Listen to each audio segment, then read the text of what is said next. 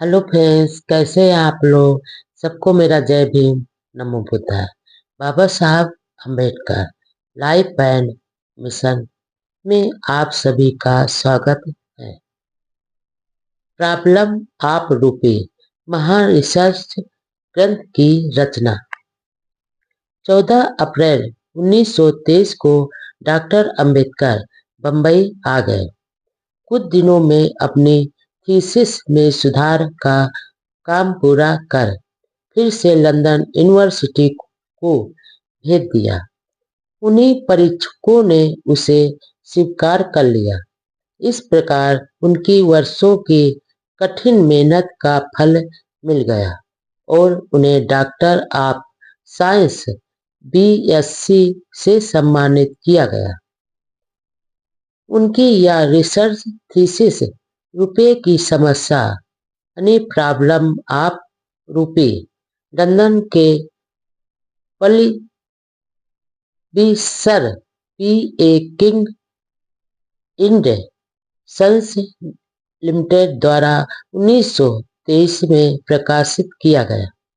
Doctor Ambedkar ने इस प्रसिद्ध ग्रंथ को अपने माता पिता को उनके बेटे की पढ़ाई लिखाई के लिए किए महान त्याग के प्रति हार्दिक आभार के रूप में समर्पित किया था, जिन्होंने अपने पुत्र को महान बनाने में अनेक प्रकार के कष्टों का सामना किया।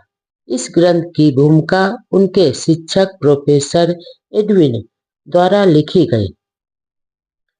हालांकि प्रोफेसर एडविन डॉक्टर अम्बेडकर द्वारा किए गए ब्रिटिश साम्राज्यवाद की आलोचना से सहमत नहीं थे, लेकिन इसके बावजूद उन्होंने डॉक्टर अम्बेडकर की बुद्धिमत्ता से लिखे गए ग्रंथ की बहुत तारीफ की।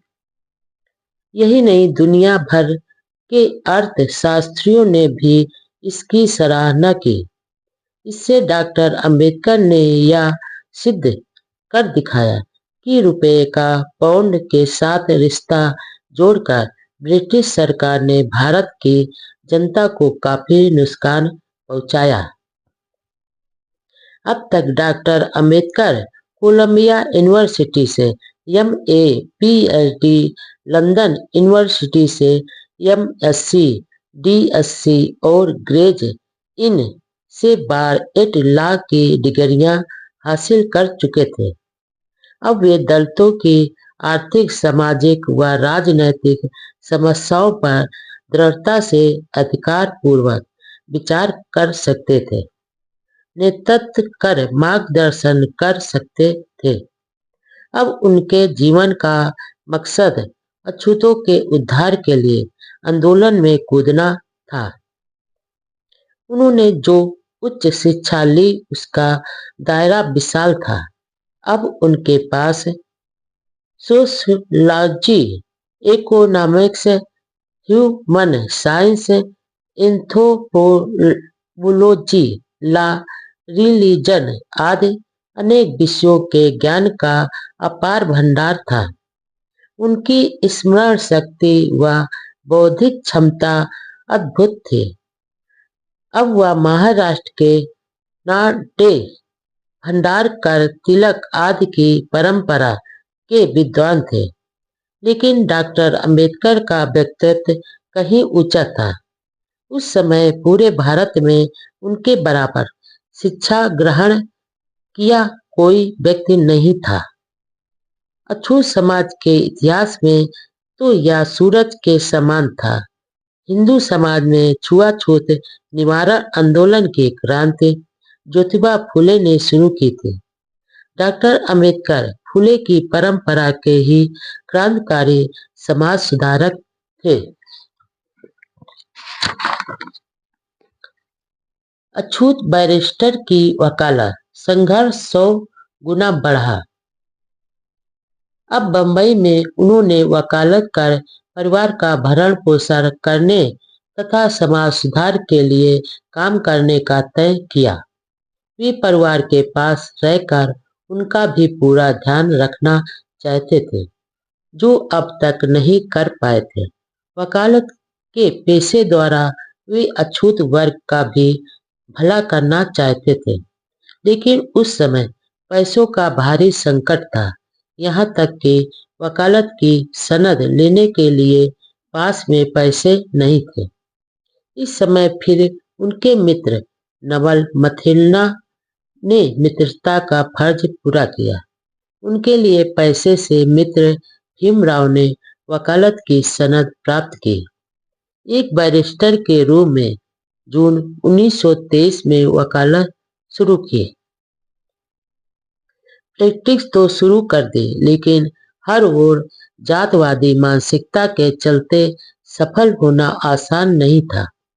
जात से अछूत कानूनी दांव पेचों का अनुभव नहीं होना, आंदोलनों का खराब माहौल आदि कई मुश्किलें सामने खड़ी थी। लेकिन साहस के धनी डॉक्टर अंबेडकर को अपनी बौद्धिक क्षमता पर पूरा भरोसा था। फिर ये कोई नई समस्याएं नहीं थी। जातीय भेदभाव के कड़वे दंश तो वे आज तक झेलते आ ही रहे थे। समस्याओं के आगे झुक जाना उन्हें स्वीकार नहीं था। वह तो अपने अछूत समाज को अन्याय के खिलाफ संघर्ष के लिए प्रेरित कर रहे थे। लंदन से लौटने के बाद उनके अनुयायियों ने उन्हें सम्मान पत्र और कुछ धन की थैली भेंट करने का कार्यक्रम बनाया, लेकिन बाबा साहब ने इसके लिए साफ मना कर दिया।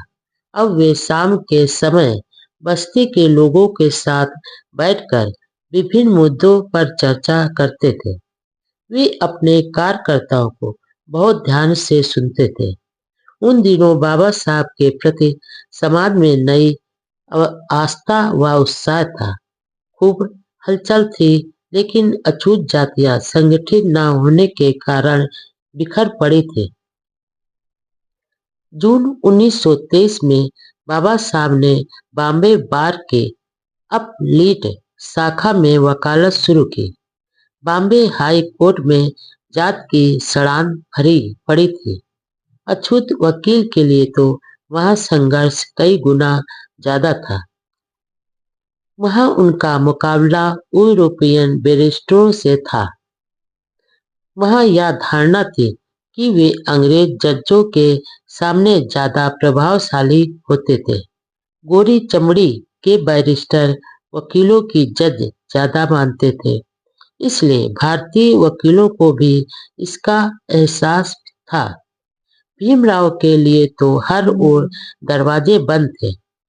सवर्ण हिंदू सोशलिस्ट तो डॉक्टर अंबेडकर के साथ काम करने को बिल्कुल मना कर देते थे, लेकिन क्योंकि उन्हें इस बात का डर था कि अछूत बैरिस्टर के साथ काम करने से दूसरे सवर्ण हिंदू उनके पास आना बंद कर देंगे। ऐसी दशा में डॉक्टर अंबेडकर जिला कचहरियों में भी वकालत करते थे। शुरुआती संघर्ष के बाद उनकी वकालत की चर्चा होने लगी और सफलता मिलती गई। उन्होंने लोगों की उस धारणा को ध्वस्त कर दिया कि यूरोपियन बैरिस्टर भारतीय बैरिस्टरों से ज्यादा प्रभावशाली होते हैं। धीरे धीरे वह अपने वकालत के व्यवसाय में अपने आप के भरोसे जीने लगे। इससे वे पैसा भी कमाने लगे तो सामाजिक क्षेत्र में भी सक्रिय होने लगे। जब बाबा साहब जी ने सम्मेलन की अध्यक्षता स्वीकार कर ली और अपना अध्यक्षीय भाषण भी लिख दिया, तो मंडल के नेताओं ने पहले तो यह कहकर भाषण की हाथ से लिखी कॉपी मांगी कि वह उसे लाहौर में छपवाएंगे। लेकिन जब बाबा साहब जी ने उसे बंबई में ही छपवाने को कहा, तो मंडल के नेता घबरा गए। उन्हें शक हो गया और भाषण की छपी कापियों को चतुराई से लाहौर मंगवा लिया। 22 अप्रैल 1936 को उन्होंने बाबा साहब जी को एक पत्र लिखा। कि वह अपने अध्यक्षीय भाषण में से वह भाग काट दे जिनमें वेदों और गीता की आलोचना की गई है। जवाब में बाबा साहब जी ने लिखा कि भाषण में कोई काट छाट करना तो दूर है, वह एक कामा भी हटाने को तैयार नहीं है और वह अपने विचारों के लिए स्वयं जिम्मेदार हैं। उन्होंने यह भी लिखा कि हिंदू के रूप में उनका यह आखिरी भाषण है। जात पात तोड़क मंडल को बाबा साहब जी का भाषण सहन नहीं हो पाया। वे धार्मिक रूढ़ियों पर प्रहार करने वाले तथा हिंदू धर्म में अछूतों की नरकीय दशा को की सच्चाई बताने वाले भाषण से घबरा गए। हिंदू धर्म के मंच पर ही हिंदू धर्म की कमियों को वे सुनना नहीं चाहते थे। आखिर मंडल ने यह कहकर कि स्वागत समिति अध्यक्ष के विचारों से सहमत नहीं है, सम्मेलन ही रद्द कर दिया। बाद में बाबा साहब का वह भाषण जात का विनाश एनिहिलेशन ऑफ कास्ट के नाम से पुस्तक के रूप में छपा, जो आज देश दुनिया में खूब चर्चित है। जात का नाश करने वाले मानवतावादियों के लिए यह बहुत महत्वपूर्ण दस्तावेज है। उस किताब के अंग्रेजी संस्करण हाथों हाथ बिक गए और मांग इतनी बढ़ी कि उसका गुजराती, मराठी, पंजाबी, तमिल भाषाओं में भी अनुवाद कर छापा गया। इस घटना से हिंदू धर्म व उसके नेताओं के प्रति बाबा साहब का व्यवहार और अधिक कठोर हो गया। फिर सिख कॉन्फ्रेंस में भाग लेने से हिंदू अधिक चिढ़ गए। साथ में वे घबरा भी रहे थे। गांधी व उनके अनुयायियों में भी खलबली मची हुई थी। गांधी जी ने सेठ बालचंद, हीराचंद और जमनालाल बजाज जैसे करोड़पतियों को डॉक्टर अंबेडकर जी के पास भेजा और उन्हें कई तरह के प्रलोभन दिए। वर्धा में अछूतों ने बाबा साहब का भव्य स्वागत किया। इस पर दोनों सेठों ने कहा कि हम इनके लिए इतना पैसा खर्च करते हैं, लेकिन हमारे साथ ऐसा व्यवहार नहीं करते हैं जिस तरह दिल व उत्साह से ये आपसे मिलते हैं। बाबा साहब ने तुरंत उत्तर दिया, माँ और दाई में जो फर्क है वह मुझ में और आप में है। डॉक्टर अंबेडकर जी हिंदू धर्म के लिए ललकार हैं। गांधी जात का विनाश नाम से प्रकाशित उस पुस्तक का सार स्वयं बाबा साहब जी ने इस प्रकार बताया, जात पात की व्यवस्था ने हिंदू धर्म को बर्बाद कर दिया। यह फैलना तो दूर पतन की ओर जा रहा है। जब तक जाति वर्ण भेद रहेगा, इसमें शुद्धि आंदोलन चलाना एक मूर्खता होगी। जाति भेद के रहते हुए कोई संगठन नहीं हो सकता और जब तक संगठित नहीं होंगे तब तक हिंदू दुर्बल और दब्बू ही बने रहेंगे। यदि हिंदू धर्म का वर्ण भेद अच्छा प्रजनन है तो इसने किस प्रकार की नस्ल पैदा की है। शारीरिक रूप से हिंदू ठिगुनों व बौनों की जाति है जिसका ना कद है ना बल। यह एक ऐसी जाति है जिसका 9वां-10वां भाग सैनिक सेवा के लिए आयोग ठहराया जा चुका है। इससे साबित होता है कि वर्ण व्यवस्था में आधुनिक विज्ञान के सुप्रजनन शास्त्र का कुछ भी आधार नहीं है। भारत में सामाजिक क्रांति क्यों नहीं हुई? इस सवाल के जवाब में बाबा साहब लिखते हैं, हिंदुओं की नीची जातियों को इस वर्ण व्यवस्था ने किसी प्रकार की क्रांति करने के योग नहीं रहने दिया।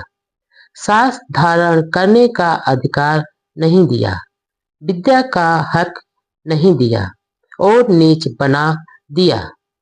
इस प्रकार वे अपनी मुक्ति का मार्ग ढूंढ ही नहीं पाए, सोच भी नहीं सके। वह यह भी लिखते हैं कि हिंदू जाति भेद को इसलिए नहीं मानते हैं कि वे क्रूर हैं, दिमाग में विकार है, बल्कि उन्हें धर्म अपने प्राणों से भी प्यारा है। इसकी जड़ वे धर्म ग्रंथ हैं जिन्होंने यह भावना पैदा की। इसलिए यदि आप जात भेद को मिटाना चाहते हैं तो आपके लिए वेदों और शास्त्रों को बारूद से उड़ा देना होगा। जो तर्क विज्ञान व नैतिकता को नकारते हैं, उन शास्त्रों व स्मृतियों को तबाह करना होगा। डॉक्टर अंबेडकर जी ने हिंदू धर्म में सुधार के लिए 3 बातों पर जोर दिया। नंबर 1, हिंदू धर्म में केवल एक प्रामाणिक पुस्तक होनी चाहिए जिसे सब हिंदू माने। नंबर 2, डॉक्टर अंबेडकर जी ने हिंदू धर्म में सुधार के लिए 3 बातों पर जोर दिया। नंबर 1, हिंदू धर्म में केवल एक प्रामाणिक पुस्तक होनी चाहिए जिसे सब हिंदू माने। नंबर 2, पुरोहित का पेशा वंश परंपरागत करने की बजाय हर हिंदू व्यक्ति को पुरोहित बनने का अधिकार हो। यह कानून होना चाहिए कि राज्य सरकार के निर्धारित परीक्षा पास हिंदू ही पुरोहित होगा और वही पुरोहिताई करेगा जिसे राज्य सरकार से सनद मिली हुई हो, जैसे वकील को वकालत के लिए जरूरी होता है। नंबर 3, जिसके पास प्रमाण पत्र व सनद नहीं हो उसके लिए पुरोहित का काम करना अपराध ठहराया जाए। डॉक्टर अंबेडकर जी के भाषण पर गांधी जी ने 11 जुलाई 1936 को हरिजन नामक अपने अखबार में लिखा था, डॉक्टर अंबेडकर जी हिंदू धर्म के लिए ललकार हैं। खोने के लिए गुलामी की बेड़ियां, पाने के लिए सारा जहां। बाबा साहब का झुकाव सिख धर्म की ओर था। इसी सिलसिले में वह अमृतसर की सिख कॉन्फ्रेंस में भी शामिल हुए थे, लेकिन अब तक वह किसी नतीजे पर नहीं पहुंचे थे। धर्मांतरण पर वह अपनी महार जाति के लोगों की भी राय जानना चाहते थे कि आगे क्या फैसला करें। इसलिए उन्होंने 31 जुलाई 1936 को दादर बंबई में महार जाति का सम्मेलन बुलाया। इसमें यूरोपीय पादरी स्टेनले जोम्स व भास्कर राव जाधव जैसे नेता भी उपस्थित थे। मंच सिख व मुस्लिम नेता भी बैठे थे। सम्मेलन की अध्यक्षता हैदराबाद के अछूत नेता BS वेंकट राव ने की। महार के अलावा अन्य जातियों को नहीं बुलाने के संबंध में बाबा साहब जी ने कहा कि इसके लिए वे बुरा नहीं माने।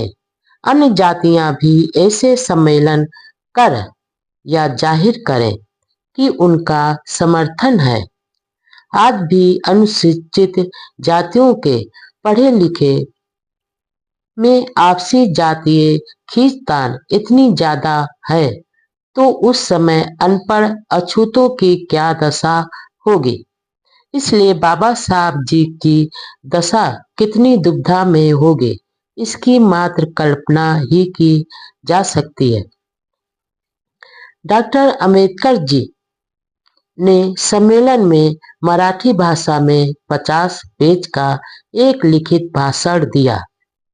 उन्होंने अछूतों से कहा, तुम्हारे पास गंवाने के लिए कुछ भी नहीं है। तुम सिर्फ अपनी गुलामी की बेड़ियों को ही गंवाओगे। जहां तक अछूत समाज हिंदू समाज के रहेगा, उसकी प्रगति नहीं होगी। समानता व स्वतंत्रता व स्वाभिमान के लिए इसे छोड़ देना चाहिए। तुम ऐसे धर्म में क्यों नरकीय जीवन गुजारते हो, जो तुम्हें अछूत समझकर तुम्हें सम्मान, आजीविका, शिक्षा, आवास और धन से दूर रखता है। बाबा साहब जी ने कहा, मैं तुम्हें बताना चाहता हूँ कि धर्म मनुष्य के लिए, मनुष्य धर्म के लिए नहीं है। और जो धर्म तुम्हें नीच समझता है, वह धर्म नहीं, गुलाम बनाए रखने की साजिश है। जो धर्म तुम्हें इंसान नहीं समझता, पीने योग्य पानी भी नहीं लेने देता, धार्मिक स्थानों में जाने नहीं देता, वह धर्म धर्म कहलाने का हकदार नहीं है। जो धर्म तुम्हें शिक्षा से वंचित रखता है, शारीरिक संसारिक विकास में बाधा डालता है, उसे धर्म हरगिज नहीं कहा जा सकता। जो धर्म अपने सहयोगियों से सहानुभूति व प्रेम करना नहीं सिखाता, वह धर्म नहीं, शक्ति का प्रदर्शन है। जो धर्म पशु को तो छूने की इजाजत देता है, लेकिन इंसान के छूने को पाप व अधर्म कहता है, वह धर्म नहीं बल्कि षड्यंत्र है। जो धर्म गरीब को गरीब और अनपढ़ रहने पर मजबूर करता है, वह धर्म नहीं बल्कि एक संकट है। वह धर्म नहीं बल्कि गुलाम बनाए रखने की साजिश है। डॉक्टर अम्बेडकर जी ने कहा, जिस धर्म में एक वर्ग विद्या अध्ययन करे, दूसरा शास्त्र धारण करे, तीसरा व्यापार करे और चौथा सिर्फ सेवा करे, ऐसा कहा गया है, वह धर्म मुझे स्वीकार नहीं। जो धर्म एक के हाथ में शस्त्र देकर दूसरे को निशस्त्र कहता है, वह धर्म नहीं बल्कि गुलाम बनाए रखने की साजिश है। जो धर्म कुछ लोगों के लिए धन प्राप्त करने का मार्ग खुला रखता है और बाकी लोगों को गुजारने के लिए दूसरों पर निर्भर रहने की आज्ञा देता है, वह धर्म नहीं बल्कि बड़ी स्वार्थपरता है। व्यक्ति के विकास के लिए 3 बातों की जरूरत होती है: सहानुभूति, समता और स्वतंत्रता। हिंदू धर्म में तुम्हारे लिए इन बातों में से एक भी नहीं है। हिंदू तुम्हें परायों से भी अधिक पराये मानते हैं। शत्रुता से भरे इस वातावरण में रहकर तुम्हारा क्या भला होगा। एक मनुष्य दूसरे मनुष्य को इतना अधिक पतित नीच समझे कि उसको छूने से भी इनकार करे, ऐसी प्रथा हिंदू धर्म के अलावा और कहीं मिलेगी क्या? कुछ लोग या तो कहते हैं कि छुआछूत हिंदू धर्म के माथे पर कलंक है, लेकिन हिंदू धर्म कलंकित है ऐसा एक भी हिंदू नहीं मानता। लेकिन तुम कलंकित हो, अपवित्र हो, या तो हिंदू मानते हैं। तुम्हारे में से जो मुसलमान या ईसाई हो गए, उनको हिंदू लोग अछूत नहीं मानते। तुम्हारी गरीबी, गुलामी व असमानता के लिए यदि कोई कारण है, तो वह तुम्हारा हिंदू धर्म है। जिस धर्म में मनुष्य की मनुष्यता का कोई मोल नहीं, वह धर्म किस काम का। कण कण में ईश्वर, तो फिर अछूत पशु से बदतर क्यों। कण कण में ईश्वर का वास है, ऐसे मानने वाले ढोंगी हैं, क्योंकि वे इंसान को पशु से भी बदतर मानते हैं। ईसाई और मुसलमान धर्म में ऊंच नीच नहीं है, लेकिन हिंदू लोग तुम्हें नीच समझते हैं, इसलिए मुसलमान और ईसाई भी तुम्हें नीच समझते हैं। इसलिए इस कलंक को धोने का सही उपाय है, और वह है हिंदू धर्म का त्याग। यह कहा जाता है कि हिंदुओं में कई लोग हिंदू धर्म में सुधार करने के लिए तैयार हैं, इसलिए उनके सहयोग से जाति भेद व छुआछूत को नष्ट करने की बजाय धर्म को छोड़ना उचित नहीं है। हिंदू धर्म के ऐसे ढोंगी समाज सुधारकों से मुझे घृणा है। अमेरिका में काले निग्रो को श्वेतों की गुलामी से आजाद कराने के लिए वहां के गोरे समाज सुधारकों ने गोरे शोषकों के खिलाफ ही घोर संघर्ष किया। क्या हिंदू समाज सुधारक अछूतों को सवर्ण हिंदुओं की गुलामी से मुक्त कराने के लिए वैसा गृह युद्ध करने को तैयार है? हिंदू धर्म मेरी बुद्धि को जचता नहीं। लेकिन बाबा साहब जी ने साथ में यह भी कहा, धर्मांतरण की सार्थकता जांचे बिना कोई भी धर्मांतरण नहीं करे। यह मेरी राय है। धर्म मनुष्य के लिए है, मनुष्य धर्म के लिए नहीं। बाबा साहब जी ने कहा है, धर्म मनुष्य के लिए है, मनुष्य धर्म के लिए नहीं। इस सम्मेलन में दिया गया भाषण डॉक्टर अंबेडकर जी के ऐतिहासिक महत्व के उत्कृष्ट भाषणों में से एक है। सम्मेलन में धर्मांतरण करने का प्रस्ताव पास हुआ। डॉक्टर अंबेडकर जी ने सिख, इस्लाम, बौद्ध सभी धर्मों के प्रतिनिधियों से मिलकर विचार विमर्श किया, लेकिन सभी को यही जवाब दिया कि मैं अभी तक किसी निश्चित नतीजे पर नहीं पहुंचा हूं। दरअसल वह सभी को आजमा रहे थे, लेकिन बाबा साहब जी की एक बात बहुत ही महत्वपूर्ण थी। वह यह थी कि हालांकि उन्हें हिंदू धर्म और हिंदू समाज से लाख शिकायतें थी, लेकिन वह भारतीय हिंदू समाज के प्रति अपनी मानवीय जिम्मेदारी भी महसूस करते थे। उनमें बदले की भावना कतई नहीं थी।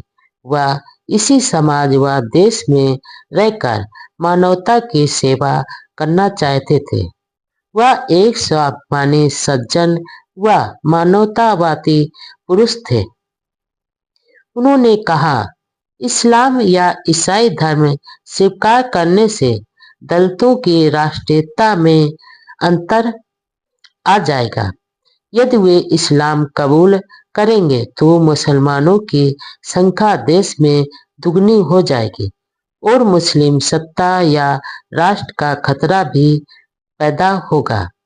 यदि वे ईसाई बनेंगे तो ईसाइयों की संख्या काफी बढ़ जाएगी और इससे भारत में ब्रिटिश सत्ता सुदृढ़ होगी। इसके उल्टे यदि वे बौद्ध या सिख धर्म ग्रहण करते हैं तो उनकी राष्ट्रीयता व संस्कृति में कोई अंतर नहीं आएगा और वे देश की राजनीतिक प्रगति में सहायक होंगे। ऐसा था बाबा साहब का राष्ट्र प्रेम। निजाम हैदराबाद की ओर से मुस्लिम नेता डॉक्टर अंबेडकर जी से लगातार संपर्क बनाए हुए थे। उन्होंने 6 करोड़ रुपयों का प्रलोभन भी दिया, लेकिन बाबा साहब जी ने इस पेशकश को ठुकराते हुए कहा, अछूत कोई भेड़ बकरियां नहीं है जिनको मंडी में खरीदा या बेचा जा सकता है। ईसाई मिशनरी भी भाग दौड़ कर रहे थे, लेकिन डॉक्टर अंबेडकर जी ऐसा धर्म चाहते थे जो भारतीय हो और जिसमें जाति वर्ण भेद नहीं हो। इसलिए शुरू में वह सिख धर्म की ओर आकर्षित हुए। सिख नेताओं से लंबी चर्चाएं भी हुई, लेकिन हाँ नहीं कहा।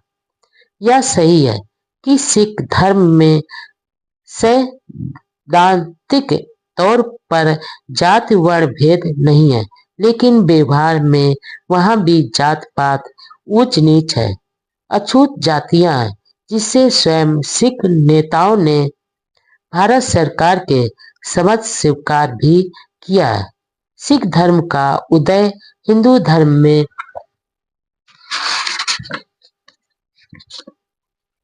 जात पात, ब्राह्मणवाद, ऊंच नीच व अंधविश्वास के खिलाफ विद्रोह के रूप में हुआ था, लेकिन बाद में सिख धर्म खुद इनकी चपेट में आ गया। गांधी वर्ण व्यवस्था के रक्षक थे, डॉक्टर अंबेडकर इसके विनाशक। धर्मांतरण की घोषणा के बाद एक विचित्र बात यह मालूम होती है कि दलित जातियों को अपने अपने धर्म में शामिल करने के लिए, अर्थात गले लगाने के लिए सभी धर्म चाहते थे। उनके नेता बार बार डॉक्टर अंबेडकर जी से मिल रहे थे, भविष्य में धर्म परिवर्तित अछूतों के सामाजिक आर्थिक विकास का भरोसा भी दिला रहे थे। एक मुश्त करोड़ों रुपए सहायता राशि देने को भी तैयार थे, लेकिन हिंदू धर्म गुरु व समाज के नेता अछूतों व उनके नेता डॉक्टर अंबेडकर जी को मनाना तो दूर, उल्टा गालियां दे रहे थे। कुछ गिने चुने सुधारवादी लोग चिंता जता रहे थे, लेकिन उनका कोई महत्व नहीं आका रहा था। पूरा हिंदू समाज उदासीन व बेफिक्र था। धर्म को बचाने की बजाय डॉक्टर अंबेडकर जी को कोसने में लगा हुआ था। अछूतों का धर्मांतरण के निर्णय से हिंदू नेता परिचित थे, लेकिन वे उदासीन थे। उनमें ऐसी उदासीनता क्यों है, इसके बारे में डॉक्टर अंबेडकर जी ने लिखा, उदासीनता से बढ़कर कोई रोग नहीं हो सकता है और वर्ण व्यवस्था के जाति वर्ण भेद के कारण ये उदासीन है, क्योंकि वर्ण भेद के रहते संगठित हो ही नहीं सकते, सहयोग नहीं कर सकते। कांग्रेस के नेता भी धर्मांतरण के सवाल पर उदासीन ही रहे। उधर हिंदू नेता कांग्रेस नेताओं की आलोचना करते थे। वर्ण व्यवस्था हिंदू धर्म का एक रोग है, जिसके लिए गांधी जी ने डॉक्टर अंबेडकर जी को कहा था, यदि आप वर्ण भेद का विनाश करना चाहते थे तो मैं आपके पक्ष में नहीं हो सकता। यानी गांधी रोग के रक्षक थे और डॉक्टर अंबेडकर जी रोग के विनाशक थे। आखिर गंदगी को गंदगी से कैसे धोया जा सकता है? जात भेद का समर्थन करके छुआछूत का निवारण नहीं किया जा सकता। डॉक्टर अंबेडकर जी द्वारा धर्मांतरण की घोषणा के बाद मैसूर राजा ने घोषणा कर दी कि दरबार के दशहरा महोत्सव में दलित जात के लोग शामिल हो सकेंगे और Sir G P Ramaswamy Iyer की कोशिशों के बाद त्रिवणकोर रियासत में राज के अधीन सैकड़ों मंदिरों के दरवाजे अछूतों के लिए खुले कर दिए। गांधी जी पहले यंग इंडिया नाम से अखबार निकालते थे, लेकिन पुणे समझौते के बाद इसका नाम हरिजन कर दिया। 10 जून 1936 को एक इटालियन भिक्षु लोकनाथ भी दादर के राजगृह में बाबा साहब से मिले। हिंदू महासभा के प्रवक्ता डॉक्टर मुंजे अपने मित्रों के साथ 10 जून 1936 को बंबई में डॉक्टर अंबेडकर जी से मिले और सिख धर्म अपनाने का आग्रह किया। इस दौरान हिंदू महासभा के नेताओं ने डॉक्टर अंबेडकर जी से हमेशा अलग चलने वाले अछूत नेता एम.सी. राजा को भी भड़काया। राजा ने गांधी व मालवीय को पत्र लिखकर सलाह मांगी। उस समय कांग्रेस के नेता गोविंद बल्लभ पंत ने कहा, हरिजनों को दोनों बातों का लाभ नहीं मिलेगा। वे अछूत हिंदू के रूप में विशेष अधिकारों का लाभ लेवें या हिंदू बनकर उनका त्याग करें। पंत को डॉक्टर अंबेडकर जी ने जवाब दिया, कांग्रेस पार्टी की यह साजिश है कि अछूत लोग और मैं घबराकर आने वाले चुनाव में लड़े ही नहीं। पार्टी की कोशिश है डॉक्टर अंबेडकर जी और उनके अनुयायियों को हिंदू धर्म में रहने के लिए मजबूर किया जाए। डॉक्टर अंबेडकर जी के कहने का अर्थ यह था कि अछूतों को जो सीटें मिली हैं वे हिंदुओं के हिस्से में से न होकर आम चुनाव क्षेत्र से प्राप्त हुई हैं। अछूतों का जो वर्गीकरण किया गया है वह धार्मिक दृष्टि से नहीं होकर सामाजिक और आर्थिक आधार पर किया गया है। पंत और डॉक्टर अंबेडकर जी के बीच वाद विवाद के बारे में संडे स्टेट्समैन अखबार ने लिखा कि डॉक्टर अंबेडकर जी जैसे कानून विशेषज्ञ संवैधानिक विषयों में हस्तक्षेप करने वाले कोई एरे गैरे व्यक्ति नहीं है। वह संविधान विज्ञान के महान कानून विशारद हैं। किस समय किस मुद्दे पर क्या बोलना है वे अच्छी तरह जानते हैं। उनके पास बुद्धि की बड़ी पूंजी है, इसलिए वे हर समय किसी भी विषय पर वाद विवाद की स्थिति में तैयार रहते हैं। इसलिए डॉक्टर साहब का कहना उचित है। इधर डॉक्टर अंबेडकर जी के विरोधी अछूत नेता एम.सी. राजा गांधी जी सहित कई हिंदू नेताओं से डॉक्टर अंबेडकर जी के विचारों के खिलाफ पत्र व्यवहार करते रहते थे। गांधी जी को यह अच्छा अवसर मिला और उन्होंने राजा से पूछे बिना ही राजा के पत्रों को अपने अखबार में छाप दिए। अब पाठक अंदाज लगा सकते हैं कि डॉक्टर अंबेडकर जी पर क्या गुजरी होगी। राजनीतिक क्षेत्र में संघर्ष, लेबर पार्टी की स्थापना। बाबा साहब के मन में अछूत किसान, मजदूर, मेहनतकश कौम के अधिकारों की बहुत चिंता थी। उनकी इच्छा थी राजनीति में प्रवेश कर कानून के माध्यम से इनके अधिकारों की रक्षा हो तथा प्रगति करे। गवर्नमेंट ऑफ इंडिया एक्ट 1935 के अनुसार राज्य सरकारों को स्वशासन का अधिकार दिया जाना था और फरवरी 1937 में राज्यों में चुनाव होने जा रहे थे। हर पार्टी चुनाव की तैयारियां कर रही थी।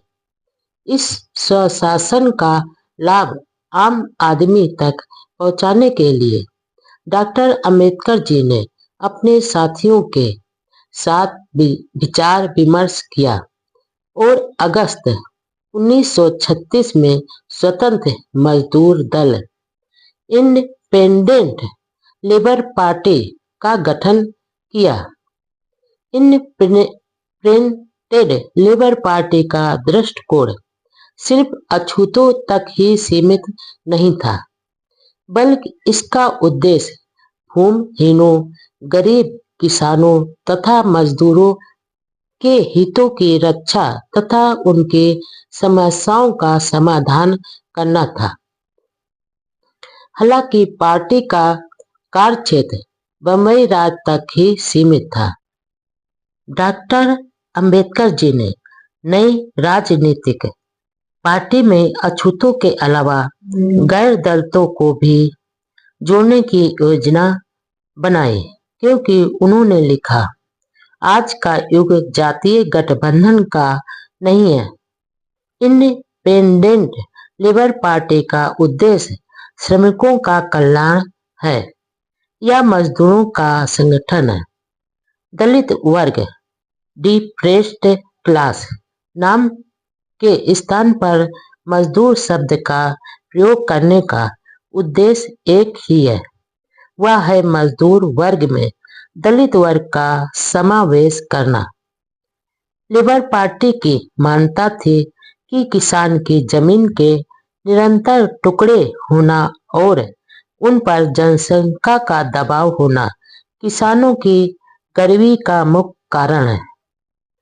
इसका समाधान यह है कि पुराने लघु उद्योगों को बहाल किया जाए और नए उद्योग शुरू किए जाएं।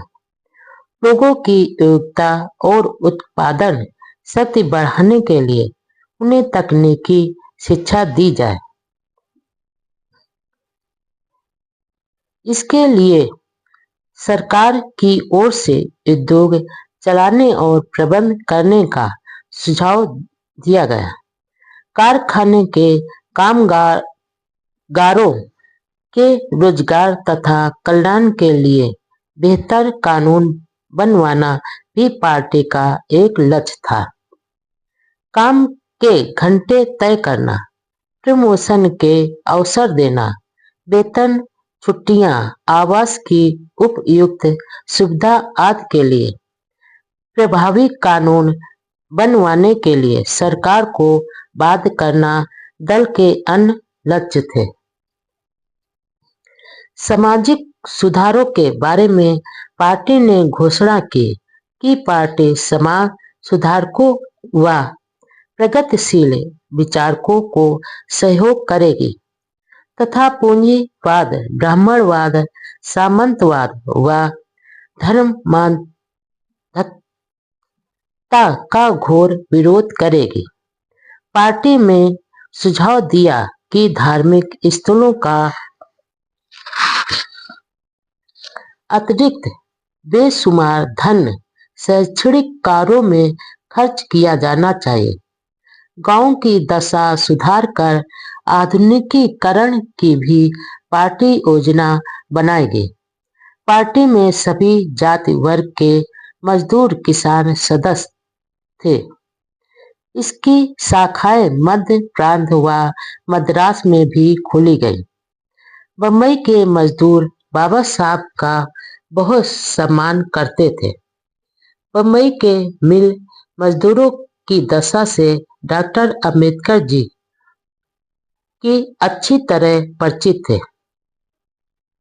विद्यार्थी जीवन में मिल में काम करने वाले अपने संबंधियों को उनके भोजन के डिब्बे मिल तक पहुंचाने का काम डॉक्टर अंबेडकर जी कर चुके थे। उनको समाज के हर शोषित पीड़ित वर्ग से सहानुभूति थी। विदेश का दौरा और विवाह की अफवाह। कई क्षेत्रों में रात दिन शारीरिक भागदौड़ व मानसिक श्रम के कारण बाबा साहब के स्वास्थ्य पर असर पड़ रहा था। इस कारण 11 नवंबर 1936 को उन्हें स्वास्थ्य लाभ के लिए यूरोप जाना पड़ा। वहां वे वियना, लंदन, जेनुआ व बर्लिन में रहे। बाद में लंदन गए और 14 जनवरी 1937 को वापस भारत आए। दरअसल बाबा साहब का मुख्य उद्देश्य तो लंदन जाना था, जहां उन्हें ब्रिटिश अधिकारियों से यह चर्चा करनी थी कि अछूतों द्वारा सिख धर्म अपनाने के बाद नए संविधान में क्या उनके राजनीतिक हित सुरक्षित रहेंगे। इसके लिए वह 1 सप्ताह लंदन में रहे। वह विदेश से लौटे तो उनके स्वागत में हजारों लोग बम्बई बंदरगाह पर मौजूद थे। इन लोगों में बाबा साहब के अनुयायियों व शुभ चिंतकों के अलावा कुछ ऐसे लोग भी थे जो डॉक्टर अंबेडकर जी की विदेशी पत्नी को देखने के लिए आए थे। दरअसल यूरोप यात्रा के दौरान विधित व्रत नामक बम्बई के एक मराठी अखबार ने एक निराधार खबर छापी थी कि डॉक्टर अंबेडकर जी ने यूरोप में एक विदेशी महिला से शादी रचा ली है। लेकिन उनके अनुयायियों को पूरा भरोसा था कि बाबा साहब ऐसा क्षणिक फैसला नहीं करेंगे और उनके भरोसे के मुताबिक बाबा साहब अकेले ही बाहर आए। जब उन्हें इसके बारे में बताया तो उन्होंने इस अफवाह का खंडन किया। कई बार ऐसा होता है, विद्वान व प्रतिभाशाली पुरुषों से प्रति स्त्रियां जल्दी आकर्षित होती हैं। उस समय ऐसी अफवाह थी कि एक अंग्रेज स्त्री डॉक्टर अंबेडकर जी की पर्सनालिटी से मोहित हो गई थी और उनके साथ विवाह करने का आग्रह किया था। लेकिन यह सब झूठ था। उनके सामने तो करोड़ों अछूतों के उद्धार का मकसद था। 14 जनवरी 1937 को यूरोप यात्रा से लौटने के बाद वह अपनी पार्टी के चुनाव अभियान में लग गए और इसके लिए बम्बई प्रांत का दौरा किया। चुनाव में सिर्फ 1 महीना बाकी था। उनकी पार्टी का मुकाबला कांग्रेस जैसी मजबूत पार्टी से था, जिसके पास धन व प्रचार तंत्र भरपूर था। बाबा साहब की पार्टी में कई प्रगतिशील हिंदू भी थे। बम्बई विधानसभा की कुल 176 सीटें थी, जिसमें सिर्फ 15 सीटें आरक्षित थी और पार्टी ने 17 उम्मीदवार खड़े किए। बाबा साहब ने अपने उम्मीदवारों के प्रचार के लिए बंबई प्रांत के सभी जिलों में तूफानी चुनावी दौरे किए।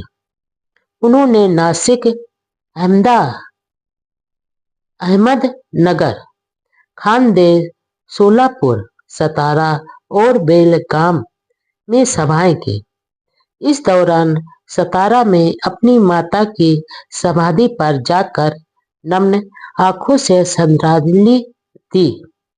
वहां डिप्रेस्ड क्लासेज की कॉन्फ्रेंस को संबोधित किया। कांग्रेस पार्टी ने सभी राज्यों में अपने उम्मीदवार खड़े किए थे। कांग्रेस ने 2 सीटों पर काफी ताकत झोंकी। पहली जहां से बाबा साहब उम्मीदवार थे और दूसरी एल.बी. भोपटेकर की सीट पर भोपटकर डेमोक्रेटिक स्वराज पार्टी के उम्मीदवार थे और एक समय पक्के कांग्रेसी थे। बाबा साहब ने भोपटेकर के समर्थन में सभा को संबोधित किया, जबकि कांग्रेस ने भोपटकर का कड़ा विरोध किया। उनका लेबर पार्टी के साथ समझौता हुआ था। डॉक्टर अंबेडकर जी के सामने कांग्रेस पार्टी के उम्मीदवार के रूप में प्रसिद्ध क्रिकेटर खिलाड़ी के बालू पालवनकर थे।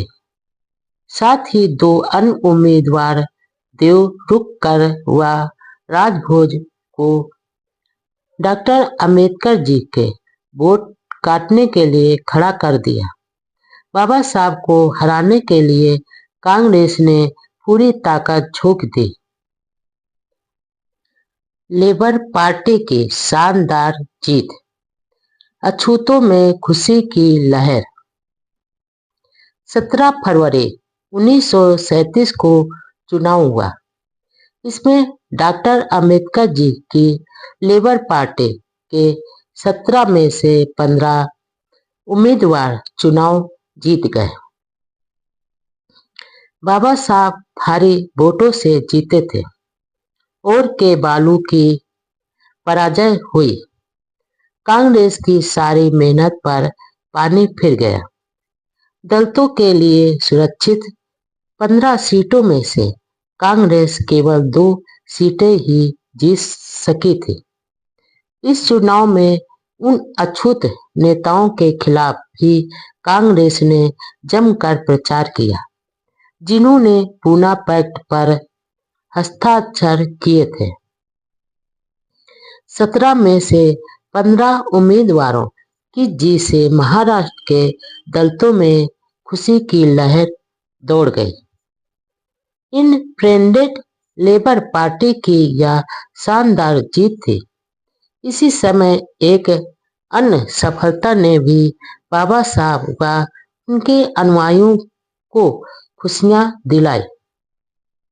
महर तालाब के केस का फैसला भी बंबई हाई कोर्ट ने 17 मार्च 1937 को अछूतों के पक्ष में कर दिया। 19 मार्च 1927 को शुरू हुआ संघर्ष 10 साल बाद विजय के रूप में बदला। चुनाव में कांग्रेस की जीत हुई, लेकिन वह पुरानी अंतरिम सरकार के खिलाफ अविश्वास प्रस्ताव लाना चाहते थे। डॉक्टर अंबेडकर जी विपक्ष के मजबूत नेता के रूप में थे, जो कांग्रेस के लिए बड़ी चुनौती थी, क्योंकि एक तो वह कांग्रेस के कट्टर आलोचक थे, दूसरे कांग्रेस की राजनैतिक चालों को भली भांति जानते थे। कांग्रेस नेताओं ने अस्थायी सरकार के खिलाफ अविश्वास प्रस्ताव पेश करने के लिए सर धर्मजी शाह, वी कपूर व जमनादास मेहता ने डॉक्टर अंबेडकर जी से सहयोग मांगा। डॉक्टर अंबेडकर जी को इस प्रस्ताव में कोई तुक नहीं दिखाई दिया, इसलिए उन्होंने मना कर दिया। थोड़े दिनों बाद इंडिपेंडेंट लेबर पार्टी की एक विशाल सभा बंबई के कामगार मैदान में हुई। इस सभा में बोलते हुए डॉक्टर अंबेडकर जी ने कांग्रेस को चेतावनी दी, हमें यह नहीं लगता कि ब्रिटिश सत्ता से कांग्रेस पार्टी का चल रहा कथित संघर्ष खत्म होने तक हमारे दुख और शिकायतें वैसी ही चलती रहें। अपने भाषण में कांग्रेस के जवाहरलाल नेहरू की उस सोच की कड़ी निंदा की, जिसके कारण उन्होंने अपने नौकर हरि को दलित वर्ग के नामी उम्मीदवार के सामने खड़ा कर दिया और उस अछूत नौकर को जितवा भी दिया। उन्होंने यह भी स्पष्ट किया कि अंतरिम सरकार में उन्होंने मंत्री पद क्यों नहीं स्वीकार किया। उन्होंने बताया कि ऐसे मंत्रिमंडल में मंत्री बनने का क्या औचित्य था जो अल्पमत में हो और अधिक समय तक चलने वाला नहीं हो। बंबई विधानसभा। डॉक्टर अंबेडकर जी ने हरिजन शब्द का विरोध किया। आखिर कांग्रेस ने सरकार बनाने का फैसला किया। अस्थायी सरकार ने त्याग पत्र दे दिया था। 19 जुलाई 1937 को विधानसभा में चुने गए नए मंत्रिमंडल ने शपथ ग्रहण की, जिसमें एक भी दलित मंत्री नहीं था, अधिकतर ब्राह्मण ही थे।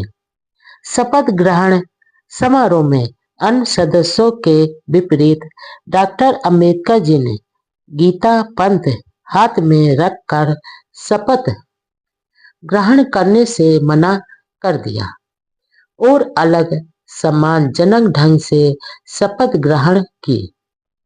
उस समय की विधान सभाओं में बंबई विधानसभा के सदस्य डॉक्टर अंबेडकर जी और जमुना दास मेहता जो विरोध पक्ष में थे, देश भर के श्रेष्ठ विधायकों में गिने गए थे। डॉक्टर अंबेडकर जी पूरी विधानसभा में सबसे अधिक शिक्षित, योग्य व निडर सदस्य थे। कांग्रेस के अधिकतर विधायक नौसिखिए व जानकारियों के अनभिज्ञ थे, जो कांग्रेस कभी ऊंची आवाज में ब्रिटिश सरकार के विरोध में कहती थी कि विधानमंडल में जाना हराम है। जिस पार्टी के लोग ऊंची भाषा में कहते थे कि विधानमंडल में तो डेडे चमार जाएंगे, हम नहीं, वही पार्टी अब ब्रिटिश सत्ता के अधीन मंत्रिमंडल बनाकर सत्ता में थी। विधानसभा में एक बार एक सरकारी बिल में अछूतों के लिए हरिजन शब्द का प्रयोग करने की सिफारिश की गई। उसका विरोध नासिक के दलित नेता बाबा साहब गायकवाड़ और डॉक्टर अंबेडकर जी ने किया। अछूत सदस्यों का बहुमत हरिजन शब्द के खिलाफ होने के बावजूद सवर्ण हिंदुओं के बहुमत के आधार पर हरिजन शब्द उनके मत्थे मर दिया गया। दादा साहब गायकवाड़ का यह तर्क था कि यदि अछूत लोग ईश्वर के जन हैं, तो क्या सवर्ण हिंदू किसी दानव से संबंधित हैं? डॉक्टर अंबेडकर जी ने कहा कि इस समय मैं कोई अच्छा शब्द सुझाने की स्थिति में नहीं हूँ। इस पर मिल बैठकर विचार कर लेंगे, लेकिन उनकी कांग्रेस सरकार ने नहीं सुनी। दरअसल बाबा साहब को हरिजन शब्द में पाखंड की बू आती थी। जब डॉक्टर अंबेडकर जी के निवेदन पर ध्यान नहीं दिया, तो उनकी पार्टी के सदस्यों ने विरोध करने के लिए वॉक आउट किया। इस शब्द के प्रयोग पर प्रतिबंध की मांग बाद में भी बार बार उठती रही। आखिर एक अम्बेडकरवादी कार्यकर्ता व रतनलाल कैन के प्रयासों से केंद्र सरकार के गृह मंत्रालय ने 16 अगस्त 1990 के द्वारा हरिजन व गिरिजन शब्द का सरकारी कामकाज में प्रयोग करने पर रोक लगाई। मजदूरों, किसानों के हित, जमींदारी प्रथा के विरोध में बिल। महाराष्ट्र के गांवों में ज्यादातर महार अछूत लोग सरकारी चौकीदारी का काम करते थे, जिसके बदले में उन्हें बतनी जमीन मिली थी, लेकिन उस पर उनका कोई अधिकार नहीं था। जमीन के छोटे टुकड़े होने से उस पर पैदावार नहीं के बराबर होती थी, जबकि सरकारी चौकीदार के रूप में उनके रात दिन गुलामों की तरह काम लिया जाता था। इसलिए डॉक्टर अंबेडकर जी ने इस वतनी जमीन प्रथा को खत्म कर खेत जोतने वालों का भूमि पर अधिकार हो, इस आशय का बिल विधानसभा में पेश किया। लेकिन कांग्रेस सरकार का समर्थन न मिलने के कारण बिल पास नहीं हो सका। इसके बाद कोकण क्षेत्र की खेती प्रथा, जो जमींदारी प्रथा जैसी थी, उसे भी खत्म करने के लिए डॉक्टर अंबेडकर जी ने बिल पेश किया। इसके लिए महाराष्ट्र के कई जिलों में संपर्क कर मजदूर किसानों का मोर्चा काउंसिल हॉल पर ही निकाला, लेकिन कांग्रेस यह कतई नहीं चाहती थी कि डॉक्टर अंबेडकर जी का कोई कार्यक्रम सफल हो। हालांकि दोनों बिल मजदूर किसानों के रोजी रोटी से जुड़े थे, लेकिन कांग्रेस नेताओं को इसकी बिल्कुल चिंता नहीं थी। 31 जुलाई 1937 को डॉक्टर अंबेडकर जी एक मुकदमे के सिलसिले के दुलिया गए। 40 गांव स्टेशन पर उनका जोरदार स्वागत किया गया। डॉक्टर अंबेडकर जी कौन है? डॉक्टर अंबेडकर जी हमारे राजा हैं के नारों से आसमान गूंज उठा। ऐसा सम्मान तो उस राजा को भी नहीं मिला होगा जो राज परिवार में पैदा होने के कारण राजा बना हो। बाबा साहब तो ऐसे राजा थे जो गरीबों, शोषितों व मेहनतकशों के दिलों में राज करते थे। रात को दुलिया के विजयानंद थिएटर में डॉक्टर अंबेडकर जी के सम्मान में एक सभा का आयोजन किया गया। वहां उन्होंने कहा, हमें यह बात अच्छी तरह ध्यान में रखनी चाहिए कि अछूतों के कल्याण के प्रति ध्यान न देने वाले अंग्रेजों की जगह अब सामाजिक जीवन में अत्याचार करने वाले लोगों ने सत्ता पर कब्जा कर लिया है, जो कांग्रेस से हैं। अब सावधान रहने की जरूरत है। हर मंत्रिमंडल में ब्राह्मण नेता हैं, इसमें दलितों के लिए कोई स्थान नहीं है। कांग्रेस पार्टी मंत्रिमंडल द्वारा ब्राह्मणवाद को घुसा रही है। मेहनतकश मजदूरों के चहेते नेता बने डॉक्टर अंबेडकर जी। औद्योगिक विवाद बिल के अनुसार मजदूरों के हड़ताल करने के अधिकार को कुछ परिस्थितियों में अवैध या जुर्म घोषित करने का अधिकार सरकार को मिला हुआ था। इसके खिलाफ डॉक्टर अंबेडकर जी की लेबर पार्टी और बंबई प्रांतीय ट्रेडेड यूनियन कांग्रेस ने 7 नवंबर 1938 को बंबई व अन्य शहरों की मिलों में एक दिन की हड़ताल करने की घोषणा की। सरकारी विरोध के बावजूद हड़ताल सफल रही। डॉक्टर अंबेडकर जी की लीडरशिप में हुई इस सफल हड़ताल के बाद वे मजदूरों के चहेते नेता बन गए। 7 अगस्त 1937 को लेबर पार्टी की साधारण बैठक नागापाड़ा के नेबरहुड हाउस में हुई। डॉक्टर अंबेडकर जी पार्टी के अध्यक्ष व कोषाध्यक्ष चुने गए। Barrister MB.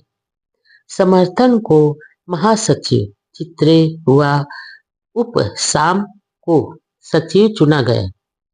वह सभा में डॉक्टर अंबेडकर जी ने कहा, यह सच है कि गोलमेज कॉन्फ्रेंस में उन्हें यह मांग पेश करने की नहीं सूझी कि हर मंत्रिमंडल में अछूतों का एक प्रतिनिधि भी जरूर लिया जाना चाहिए। 23 अगस्त 1937 को बंबई विधानसभा के मंत्रियों के वेतन संबंधी बिल पेश किया। इस बिल में मंत्रियों का वेतन 500 रुपये हर महीने, साथ में गाड़ी, मकान, भत्ता आदि प्रस्तावित था। डॉक्टर अंबेडकर जी ने कई आधार पर इसका विरोध किया। उन्होंने कहा, मंत्रियों का वेतन निर्धारित करते समय 4 सिद्धांतों से नियंत्रित होना जरूरी है। पहला, सामाजिक स्तर, दूसरा, योग्यता, तीसरा, जनतंत्र और चौथा, निष्ठा व प्रशासन की पवित्रता। राज्य के 3 आधारों में कार्यपालिका विभाग की भूमिका निभाती है। जो व्यक्ति योग्य है उसके लिए 500 रुपये की राशि जनता द्वारा प्रदत्त विश्वास की तुलना में कोई महत्व नहीं रखती, इसलिए वह जीवन के अन्य क्षेत्रों में जा सकता है। और परिणाम यह हो सकता है कि जिनके लिए पैसों का विरोध महत्व नहीं है, वे लोग राजनीतिक शक्ति पर कब्जा जमा लेंगे। उन्होंने आगे कहा, यदि देश के जीवन स्तर को ध्यान में रखा जाए तो हर मंत्री को 75 रुपये वेतन मिलना चाहिए। जैसा कि डॉक्टर जॉनसन का विचार था कि देशभक्ति दुष्ट बदमाशों के लिए अंतिम शरण है, उसमें मैं इतना जोड़ना चाहता हूँ कि राजनीतिज्ञों के लिए भी देशभक्ति अंतिम आश्रय स्थान है।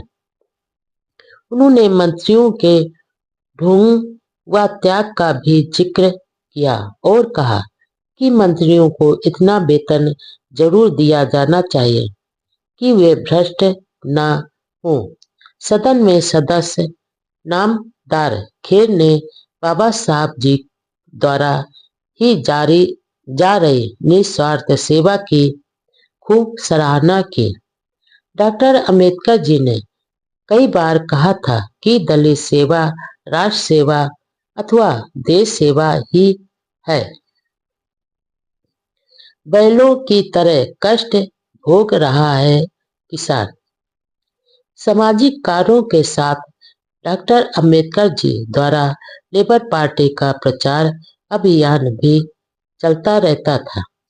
सितंबर 1937 में मैसूर में आयोजित एक सभा में उन्होंने कहा, मेरा यह पक्का विश्वास है कि गांधी जी को गरीबों मजदूरों के दुखों की कोई चिंता नहीं है और उनके हाथों इन वर्गों का भला होने वाला नहीं है। कांग्रेस कोई क्रांतिकारी संस्था नहीं है। यदि ऐसी संस्था होती तो मैं भी कांग्रेस में शामिल जरूर होता। कांग्रेस में तो इतना भी साहस नहीं है कि आम आदमी को आर्थिक व सामाजिक समानता देने के आदर्श की घोषणा कर सके। कांग्रेस तो आम आदमी को वह स्वतंत्र और समय देने का वचन भी नहीं दे सकते जिससे वह स्वयं की इच्छा अनुसार प्रगति कर सके। उन्होंने आगे कहा कि जब तक उत्पादन के साधनों पर थोड़े से लोगों का नियंत्रण अपने स्वार्थ के लिए होगा तब तक ऐसा संभव नहीं हो सकेगा। गांधीवाद के अनुसार तो किसान हल के आगे जुते हुए दो बैलों की तरह तीसरा बैल है जो बैलों की तरह ही कष्ट भोग रहा है। 17 सितंबर 1937 को बम्बई विधानसभा के पूर्ण सत्र में डॉक्टर अंबेडकर जी ने कोकण क्षेत्र में प्रचलित बेगारी की खोती प्रथा को बंद करने के लिए बिल पेश किया। इस प्रथा के अनुसार जब भी रजवाड़ों का मन होता मेहनत कश मुजारों किसानों को भूमि से हटा दिया जाता था। बाबा साहब ने खेतों पर खेती करने वाले किसानों को मालिकाना अधिकार की मांग की। भारत के इतिहास में यह पहला अवसर था जब विधानसभा में किसानों के हितों के लिए कोई विधायक इस तरह के बिल पेश कर रहे थे। सरकार के किसान विरोधी रवैये के कारण इस बिल पर विधानसभा में विचार नहीं हो सका। मुजारों किसानों से अतिरिक्त काम लिया जाता था जिसके खिलाफ भी बाबा साहब ने बिल पेश किया। उस समय तो कुछ नहीं हो पाया लेकिन 1950 को कानून की धारा के अधीन या अपराध घोषित किया गया। बाबा साहब ने दूसरा बिल महार वतन कुप्रथा को बंद करने के लिए पेश किया जिसके लिए वह 1927 से आंदोलन चला रहे थे। आखिर 1959 में महार वतन की प्रथा बंद हुई। एक उर्दू दैनिक अखबार के संपादक अली बहादुर खान ने प्रसिद्ध मराठी अखबार विधित व्रत के संपादक आर के तटनीस के खिलाफ एक लेख के सिलसिले में मानहानि का मुकदमा दर्ज कर रखा था। तटनीस बाबा साहब के घनिष्ठ मित्र थे इसलिए उन्होंने अपने मित्र के केस में बहुत अध्ययन कर पैरवी की। वह एक ही दिन में 7 घंटे तक लगातार बहस का उत्तर देते रहे। शोषणकारी शक्तियों से हमेशा सावधान रहें। उन दिनों मिलों के बुनाई आदि कुछ विभागों में अछूतों को नौकरी नहीं दी जाती थी। रेलवे विभाग में पोर्टर तक की नौकरी अछूतों को नहीं दी जाती थी क्योंकि पोर्टरों से स्टेशन मास्टर घरेलू काम करवाते थे इसलिए अछूतों को नहीं लेते थे। डॉक्टर अंबेडकर जी ने इस अन्याय के खिलाफ बार बार आवाज उठाई। मनमाड़ में रेलवे के अछूत मजदूरों की सभा में डॉक्टर अंबेडकर जी ने कहा, ब्राह्मणवाद और पूंजीवाद ये दोनों मजदूरों के दुश्मन हैं क्योंकि दोनों समता, स्वतंत्रता व बंधुत्व के खिलाफ हैं। डॉक्टर अंबेडकर जी शुरू से ही कम्युनिस्टों के विरोधी थे। उनका साफ कहना था कि कम्युनिस्टों ने अपने राजनीतिक उद्देश्यों के लिए मजदूरों का शोषण किया। साम्यवादियों की वर्ग आधारित आर्थिक व्याख्या से डॉक्टर अंबेडकर जी सहमत नहीं थे। वह मानते थे कि सिर्फ धन ही नहीं बल्कि धर्म और सामाजिक सम्मान भी जीवन में महत्वपूर्ण है। सामाजिक सुधार की समस्या सब समस्याओं की जड़ है और कम्युनिस्ट उस पर विचार नहीं करते हैं। नवंबर 1937 में बंबई के आद्रविड़ तरुण संघ के कुछ अछूत युवकों द्वारा बाबा साहब का सम्मान किया गया। वहां उन्होंने युवाओं को आगाह किया कि वे कांग्रेस में नहीं जाएं। यदि वे वहां गए तो अछूतों की आवाज उठाने वाला कोई नहीं रहेगा। इसी महीने में लेबर पार्टी के नासिक के समर्पित नेता भाऊराव गायकवाड़ का बंबई में सम्मान समारोह आयोजित किया गया। भाऊराव ने बाबा साहब के नेतृत्व में अछूतों के सामाजिक, राजनैतिक व धार्मिक अधिकारों के लिए हर जगह संघर्ष किया। डॉक्टर अंबेडकर जी ने उनकी सेवाओं के लिए बहुत प्रशंसा की। बाबा साहब बहुत कम लोगों की ऐसी तारीफ करते थे। 1 जनवरी 1938 को सोलापुर जिले के दलित समाज के एक सम्मेलन में शामिल हुए। यह सम्मेलन वहां के प्रसिद्ध हिंदू तीर्थ पंढरपुर में आयोजित किया गया। पंढरपुर जाते समय रास्ते में कुर्दवाड़ी स्टेशन पर उनका स्वागत किया गया। वहां से एक खास मोटर में से वे पंढरपुर पहुंचे। रास्ते में करकेव गांव में संत समाज की सभा में भाषण में कहा कि कांग्रेस से हमेशा सावधान रहो, क्योंकि हमारा शोषण, छल और खून चूसने वाले लोगों के साथ कांग्रेस ने समझौता किया है। हमें हमेशा याद रखना चाहिए कि खादी के कपड़े व खादी की टोपी पहनकर ये लोग हमारे कल्याण का ढोंग रच रहे हैं। दोपहर को पंढरपुर पहुंचने पर डाक बंगले तक डॉक्टर अंबेडकर जी को जुलूस के रूप में लाया गया। इस सम्मेलन में लगभग 1000 प्रतिनिधि थे। अपने भाषण में डॉक्टर अंबेडकर जी ने कहा कि इस समय 3 सवाल हमारे सामने हैं। पहला, क्या उनको कभी हिंदू समाज में बराबरी का दर्जा मिल सकेगा? दूसरा सवाल कि क्या हमें राष्ट्रीय संपत्ति में पर्याप्त हिस्सा मिलेगा? और तीसरा सवाल यह है कि हमारे स्वाभिमान और स्वयं की सहायता करने के आत्मनिर्भरता आंदोलन का आगे क्या होगा? पहले सवाल का जवाब यह है कि जब तक जाति व्यवस्था रहेगी तब तक यह संभव नहीं होगा।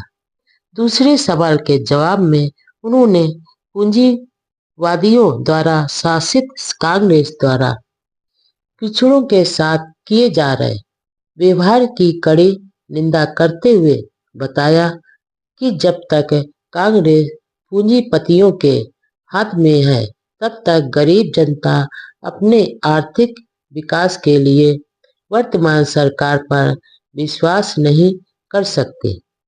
इसके लिए बाबा साहब जी ने कहा कि गरीबों का शोषण करने वाले पूंजीपतियों के खिलाफ साझा मोर्चा बनाकर संघर्ष जारी रखना चाहिए होगा। उन्होंने कहा कि हमें यह बात ध्यान में रखनी है कि वे इस कदम द्वारा कुछ भी खोने वाले नहीं हैं, जबकि वे सब कुछ प्राप्त कर सकते हैं। बस उन्हें बलिदान के लिए तैयार रहना होगा। मौत के डर से मुक्त होकर शेरों की तरह गरज कर आगे बढ़ना होगा।